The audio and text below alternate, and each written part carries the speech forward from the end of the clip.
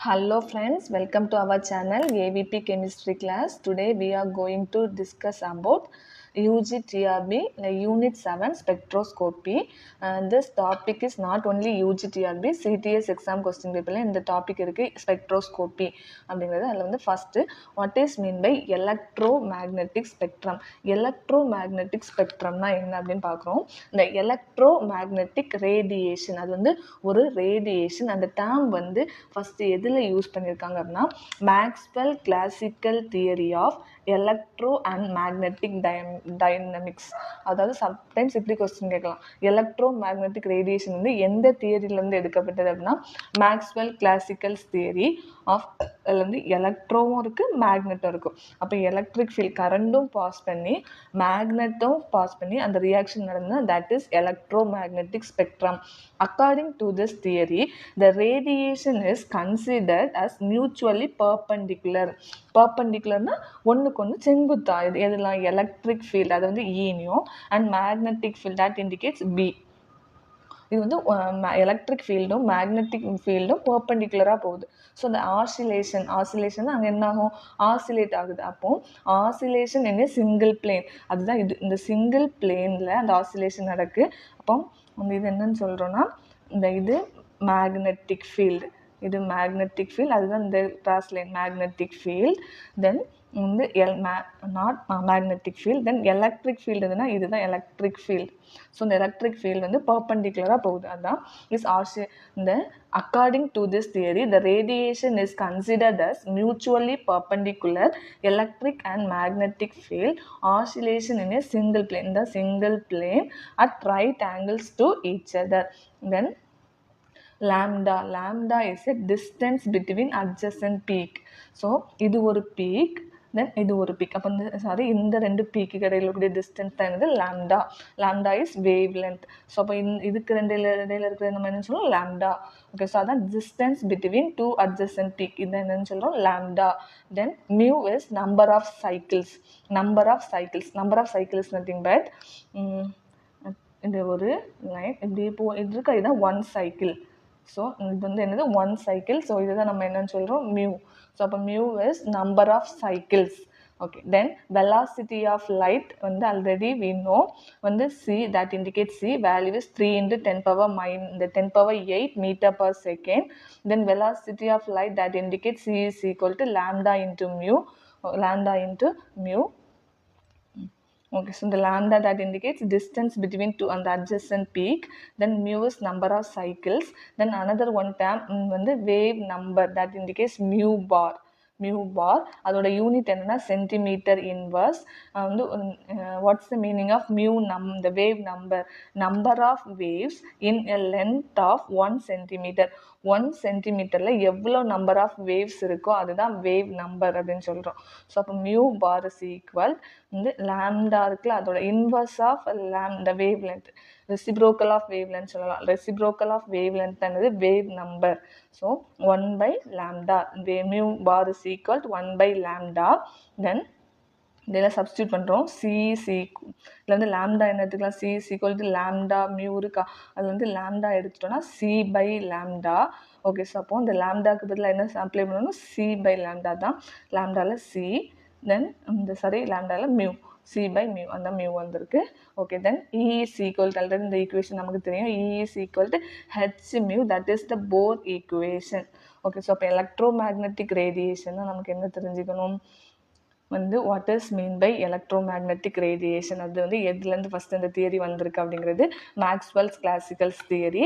தென் அந்த electro magnetic ரேடியேஷனில் எலக்ட்ரானும் மேக்னெட்டும் வந்து பர்பண்டிகுலராக oscillate ஆகி நம்ம ஃபார்ம் ஆகுது. அதில் what is mean by wave லென்த்னா என்ன, தென் வேவ் நம்பர்னா என்ன, தென்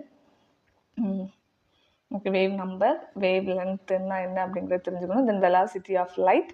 ஓகே, ஸோ இது தெரிஞ்சுக்கணும். ஓகே, நெக்ஸ்ட்டு ஒரு இதுதான் எலக்ட்ரோ மேக்னெட்டிக் ரேடியேஷன். இதில் ஒரு நிமோனிக்ஸ் இருக்குது. என்னென்னா நம்ம ஆல்ரெடி படிச்சிருப்போம் வந்து மைக்ரோவேவ், ரேடியோ வேவ் இதெல்லாம் படிச்சிருப்போம். அது கரெக்டான ஆர்டரில் படிக்கிறதுக்காக ஒரு நிமோனிக்ஸ் இருக்குது. அது என்னென்னா raw milk is very useful. Raw மில்க்னா என்ன சொல்லுவோம், இது வந்து ஒரு நிமோனிக்ஸ், நம்ம ஞாபகம் வைக்கிறதுக்காக நான் சொல்கிறேன். ரா மில்க்னா பச்சை அந்த பாலை சூடாக்காமல் குடிக்கிறது தான். Raw milk is very useful, அதனால அது நிறையா குடிக்கிறோம். அப்படி இல்லை அப்படின்னா நமக்கு வந்து என்ன மாதிரி டிசீஸ் வரும்னா, எக்ஸ்ரே எடுக்கக்கூடிய டிசீஸ், தென் காமா ரே, அந்த ரே எடுக்கக்கூடிய ரே வந்து அந்த எக்ஸ்ரே மாதிரி எடுக்கக்கூடிய டிசீஸ் வரும் அப்படிங்கிறத நம்ம ஃபஸ்ட்டு ஞாபகம் வச்சுக்கணும். ஸோ அப்போ raw milk is very useful R x ray, gamma ray, then cosmic ray. அப்போ இந்த ஆர் இருக்கு, அந்த R is radio wave, then மில்கில் உள்ள M is microwave, then I இந்த இஸ் இருக்குல்ல அதில் உள்ள I is IR, then U இந்த பி யூ இருக்குது அதுதான் UV spectroscopy. First visible, then UV spectroscopy, then x-ray, then gamma ray, then cosmic ray. So இதுதான் அந்த mnemonics. Raw milk is very useful R x ray, gamma ray, then cosmic ray. Okay, so அப்போ இப்போ இந்த radio waves வந்து அது எந்த ரேஞ்சில் இருக்குன்னா 100 மீட்டர், தென் மைக்ரோவேவ்ஸ்னால் 10 மீட்டர், தென் ஐஆர்னா 1 மில்லிமீட்டர், விசிபிள் 0.01 மில்லிமீட்டர், தென் இது 100 நானோமீட்டர், 1 நானோமீட்டர், 0.01 நானோமீட்டர் எழுதிக்கிறோம். இது தெரிஞ்சுக்கணும். ஓகே, ஸோ அப்போ ரேடியோ வேவ்ஸோட லென்த் எப்படி இருக்குது, இப்படி ஃபஸ்ட்டு போகும்போது லென்த் வந்து அதிகமாக இருக்குது, அடுத்து போக போக என்ன ஆகுது, லென்த்து கம்மியாகுது. ஸோ அப்போ இந்த வேவ் லென்த் எதுக்கு அதிகமாக இருக்கும், ரேடியோ வேவ்ஸ், அதோட லென்த்து தான் அதிகமாக இருக்குது. ஸோ இது வந்து எங்கே வேவ் லென்த் அதிகமாக இருக்கோ அதுக்கப்புறம் உள்ளது எல்லாமே இன்வெர்ஸ்லி ப்ரொபோர்ஷனல். வேவ் லென்த் அதிகமாக இருந்தால் ஃப்ரீக்வன்சி லோவாக தான் இருக்கும், எனர்ஜியும் லோவாக இருக்கும். ஸோ அப்போ இங்கே என்ன இருக்கும், shorter wave length, higher frequency, higher energy. So wave length அதிகமாக இருக்குன்னா ஃப்ரீக்வன்சியும் எனர்ஜியும் லோயராக இருக்கும். ஓகே, ஸோ அப்போ இங்கே வேவ் லென்த் கம்மியாக இருந்ததுனால ஃப்ரீக்வன்சியும் எனர்ஜியும் அதிகமாக இருக்கும். ஓகே, ஸோ அப்புறம் ரேடியோ வேவ்ஸுக்கு எக்ஸாம்பிள் என்னென்னா, ஸ்டார்ஸ்லேருந்து எமிட் ஆகும்ல அதுதான் ரேடியோ வேவ்ஸ்க்கு எக்ஸாம்பிள். தென் மைக்ரோவேவ்ஸ்க்கு வந்து மைக்ரோவன்லேருந்து வரக்கூடிய ரேஸ் தான் மைக்ரோவேவ்ஸ்க்கு. தென் இந்த ஐஆர் வந்து ரிமோட்லேருந்து வரக்கூடிய ரேடியேஷன். தென் விசிபிள் ஸ்பெக்ட்ரோஸ்கோப், இந்த விசிபிள் தென் இவ்வி விசிபிள் இது வந்து சன்லேருந்து வரக்கூடிய லைட்டு. தென் எக்ஸ்ரேயில் எடுப்போம்ல அதுலேருந்து வரக்கூடிய ரே தான் எக்ஸ்ரேக்கு. தென் காமா ரேக்கு வந்து கேன்சர் இருக்குல்ல, அந்த கேன்சர் ட்ரீட்மெண்ட்டுக்கு காமா ரே யூஸ் பண்ணுறோம். ஓகே, ஸோ தென் இதுதான் அதோட எக்ஸாம்பிள்ஸ். தென் இந்த ஐஆருக்கும் யூவிக்கும் இடையில இருக்கக்கூடியது என்னன்னு சொல்கிறேன்னா, இந்த விப்ஜிஆர் அந்த கலர் இருக்குல்ல, அந்த விப்ஜிஆர். ஸோ அப்போ வீனா இந்த வயலட், பீனா நம்ம இப்படி படிச்சிருப்போம்ல விப்ஜிஆர், இல்லை ஐ வரும், அந்த இண்டிகோ வேண்டாம். ஓகே, ஸோ அது அப்படியே வந்து நம்ம உல்டாவாக எழுதியிருக்கோம், VBGYOR. ஸோ அப்போ வயலட் வந்து 400 to 450, தென் ப்ளூ வந்து 450, அந்த அப்படியே 400லேருந்து ஸ்டார்ட் பண்ணி 50 டிஸ்டன்ஸில் எழுதிக்கிறோம். 400 to 450, then 450 to 500 blue, then 500 to 550 green, then 550 to 600 yellow, then 600 to 650 orange, then 650 to 700. இது எல்லாமே என்னது, மைக்ரோமீட்டர். இதுதான் நமக்கு வந்து அதில் உள்ள ரேஞ்ச் இந்த கலரில் தான் இருக்கும். எனது அல்ட்ரா வயலட் வந்து ஸ்பெக்ட்ரோஸ்கோப்பியில் உள்ள ரேஞ்ச் இதுதான். ஓகே, ஸோ இதில் வந்து ப்ரைமரி கலர்ஸ்னு நம்ம எதை சொல்கிறோம்னா, blue colour, green colour, red colour, இதில் இருந்தால் நிறைய கலரை நம்ம உருவாக்குறோம். ஸோ இது வந்து என்னென்னு சொல்கிறோம், ப்ளூ, க்ரீன், ரெட், இது வந்து என்னது ப்ரைமரி கலர்ஸ். ஓகே, ஸோ அப்போ இதுதான் எலக்ட்ரோ மேக்னெட்டிக் ரேடியேஷன். இதில் உள்ள நிமோனிக்ஸ் என்னது, raw milk is very useful R x ray, gamma ray, then cosmic ray. Then இந்த எலக்ட்ரோ மேக்னெட்டிக் ரேடியேஷன் இருக்குது, அதில் உள்ள ஸ்பெக்ட்ரா வச்சு எதை டிட்டர்மைன் பண்ண போகிறோம் அப்படிங்கிறது பார்க்குறோம். ஃபஸ்ட்டு ரேடியோ வேவ் பார்த்தோமா, ரேடியோ வேவ்ல எதெல்லாம் வரும் அப்படின்னா, NMR ஸ்பெக்ட்ரோஸ்கோப்பி. ரேடியோ வேவ்னா அதில் உள்ள ரேடியேஷன் NMR ஸ்பெக்ட்ரோஸ்கோப்பி, தென் NQR ஸ்பெக்ட்ரோஸ்கோப்பி. ஸோ அப்போ ரேடியோ வேவில் NMR அண்ட் NQR இதில் வந்து எதை டிட்டர்மைன் பண்ணுறோம்னா, டைப்ஸ் ஆஃப் ப்ரோட்டான். ஆல்ரெடி நம்ம NMRல C13 ப்ரோட்டான், வந்து C13 ப்ரோட்டான், ஹைட்ரஜன் ப்ரோட்டான்.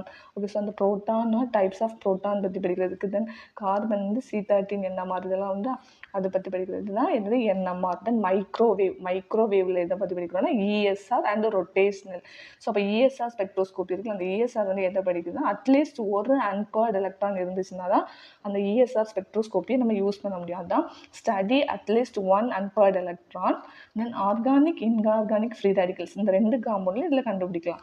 தென் ரொட்டேஷ்னல் எதை கண்டுபிடிக்கலாம், moment of inertia, then bond length. Next IR spectroscopy. இதில் வந்து வைப்ரேஷனல், ரொட்டேஷ்னல் ஐஆர் இருக்குது. அதாவது ஐஆர் ஸ்பெக்ட்ரோஸ்கோப்பி இருக்குது, அதில் வந்து இது ஒரு பிரிவாக பிரிச்சுக்குவோம். தென் ஐஆர் விசிபிள் ஒன்று. ஓகே, அதுதான் வைப்ரேஷனல், ரொட்டேஷ்னல் ஐஆர். இது வந்து இந்த ஐடென்டிஃபிகேஷன் ஆஃப் ஃபங்க்ஷனல் குரூப். இந்த ஃபங்க்ஷனல் குரூப் மெயினாக ஐஆர்னாலே ஃபங்க்ஷனல் குரூப்பை டிட்டர்மைன் பண்ணுறதுக்கு தான், ஒரு அன்னோன் சப்ஸ்டன்ஸோட ஃபங்க்ஷனல் குரூப்பை டிட்டர்மைன் பண்ணுறதுக்கு தான் ஐஆரை யூஸ் பண்ணுவோம். தென் யூவி விசிபிள் ஐஆர் வந்துட்டு மாஸ் ஸ்பெக்ட்ரா, அது வந்து atomic weight of the molecule, atomic weight மாலிகுலோட அட்டாமிக் வெயிட் கண்டுபிடிக்கிறதுக்கு ஐஆர் யூஸ் பண்ணுறோம். தென் யூவி அது வந்து எலக்ட்ரானிக் ஸ்பெக்ட்ரா. யூவி விசிபிள் அதோட ரேஞ்ச் வந்து 200 to 800 இருக்கும். அப்போ அதில் அல்ட்ரா வயலட் யூவி வந்து 200 to 400.